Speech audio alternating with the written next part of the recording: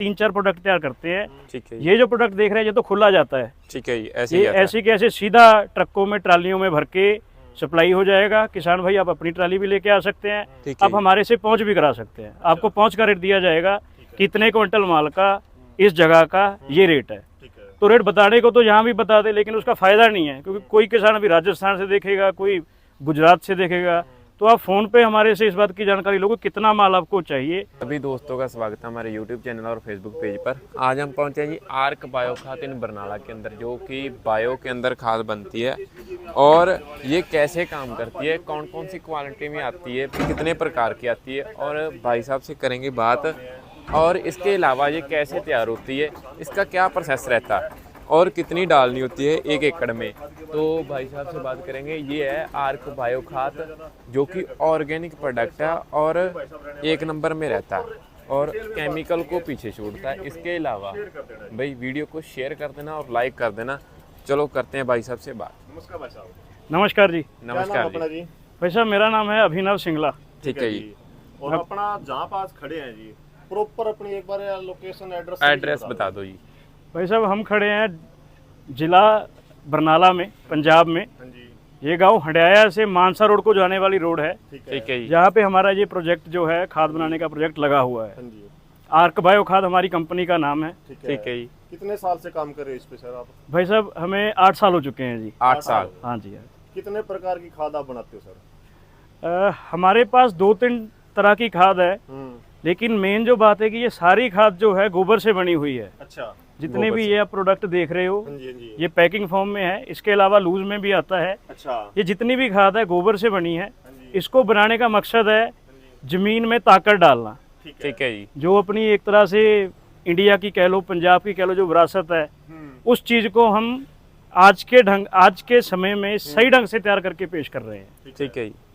ठीक है। तो सर जो आप कह रहे हो जी, एक तो आपको कहते हो सूखी खाद होगी जी, एक होती लिक्विड खाद जो आप कह रहे हो, तो दोनों में जो आप जो किसान डाल रहे हैं फायदा दोनों का ही सेम है और फर्क है कोई? वैसे वैसे करते हैं। प्रोडक्ट की बात करने से पहले एक बार थोड़ा किसानों को समझा देते हैं कि ये खाद बनती कैसे है। हाँ। ठीक है। जब वो प्रोसेस देख लेंगे आधी बात उनको समझ आ जाएगी अपने आप। ठीक है जरूर। ठीक है जी। तो भाई वीडियो में बताते हैं भी प्रोसेस क्या होता है बायो खाद बनने का। अगर बात करें ये कहाँ पे बनती है, तो बरनाला के अंदर खुद बनाते हैं भाई। तो आगे वीडियो में बने रहना, आपको बताते हैं कैसे बनती है। तो किसान भाइयों, जब खाद की प्रॉपर प्रोसेसिंग हो जाती है उसके बाद 4 महीने बाद खाद जो है इधर हम इकट्ठी करते हैं।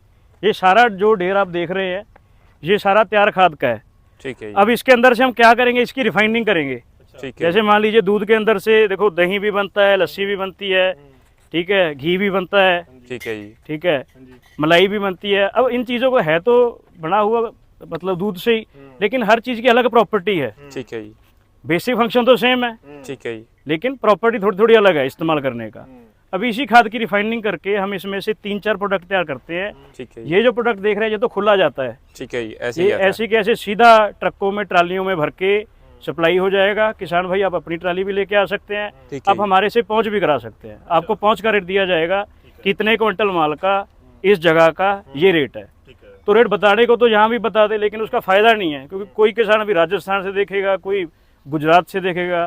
तो आप फोन पे हमारे से इस बात की जानकारी लो कि कितना माल आपको चाहिए और कहाँ पे चाहिए, उस हिसाब से हम आपको सही रेट बता सकते हैं। अगर 1 एकड़ की बात करें, ये सूखा मटेरियल कितना पड़ता है 1 एकड़ में?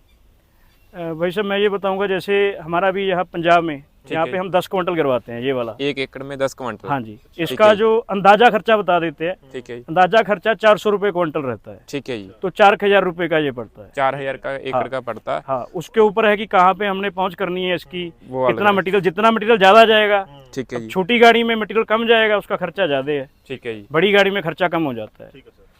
उस हिसाब से उसका भी खर्चा बढ़ जाएगा जिस हिसाब से आप ऑर्डर दे रहे हो। और किसान भाइयों को मैं करूंगा कि कई बार किसान में फोन करते हैं ना, वो इस चीज में उलझ जाते हैं कि इतने का इतना खर्चा पड़ रहा है, इतने का इतना। आपको जितना चाहिए आप उतना मंगाओ, ज्यादा मत मंगाओ। ठीक है जी। ठीक है, आप अपना नेट रेट देखो कि हमें पहुंच करके इतना पड़ रहा है, उसको इस्तेमाल करके आपको कितना फायदा हुआ, अब वो चीज देखो।